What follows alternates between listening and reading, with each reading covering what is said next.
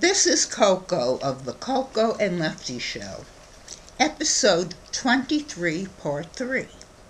At the end of part 2, Dr. Kalmanovich was relocated by the U.S. Embassy in London to a CIA medical safe house in New York.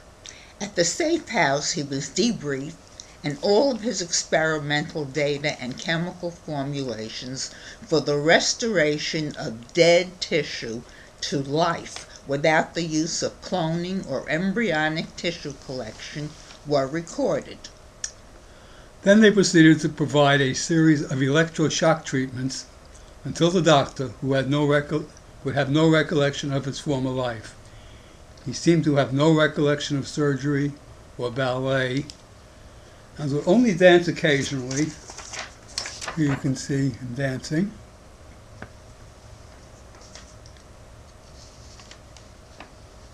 For recreation.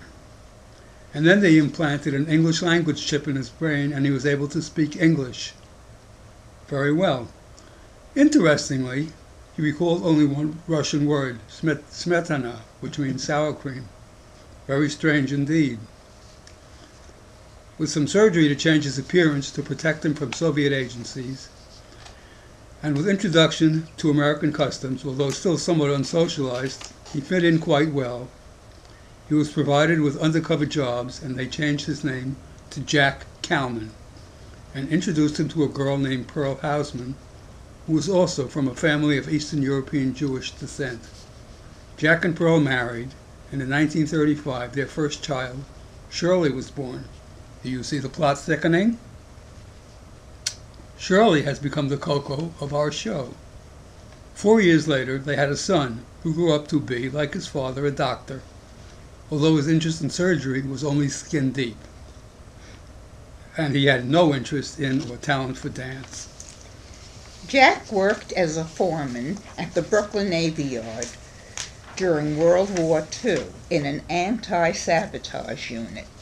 After the war, he was placed with the U.S. Postal Service as a parcel post driver, making deliveries for government agencies until his retirement. With my father living a normal American life, I grew up and eventually met a dental student, Carl, our present Lefty, who I later married.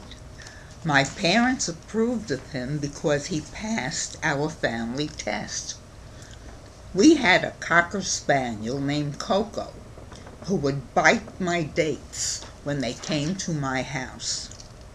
Coco, however, was fond of Lefty and would eagerly await a visit for a bit of leg humping. Yeah. Well, we moved to Red Hook, New York, where Coco taught school for 40 years, and I was a skier and marathon runner and a hobbyist dentist. Years later, at a party, Jack drank more than enough vodka and had a recall of his chemical formulae. Being something of an amateur psychopharmacologist, I wrote them down and put them in my files. Now, so many years later, and retired in Connecticut, I was disturbed by the government's arrogance in the destruction of the green parrot. I examined Jack's formulas, and I think that I can, by collecting remains of parts of these parrots from the Stratford Pet Cemetery, return to life one of the species. I will prepare the chemical formulations. And I will get the bird body remains. But before our next episode and experiment, let me tell you a story. A woman went to a pet shop and saw a beautiful parrot in a cage for the price of $50.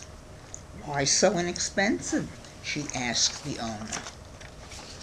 I have to be honest, this parrot was brought up in a house of prostitution and says some pretty vulgar stuff. The woman said, "I'll take it anyway," and she hung it in her living room. The parrot said, "New house, new madam." Shocked at first, the woman found it amusing. Her two teenage daughters came home from school, and the parrot said, "New house, new madam, new girls." The girls were embarrassed, but laughed. Moments later, the husband came in, and the parrot said, "Hi, Bob." So until the experiment episode is over, bye now for lamb.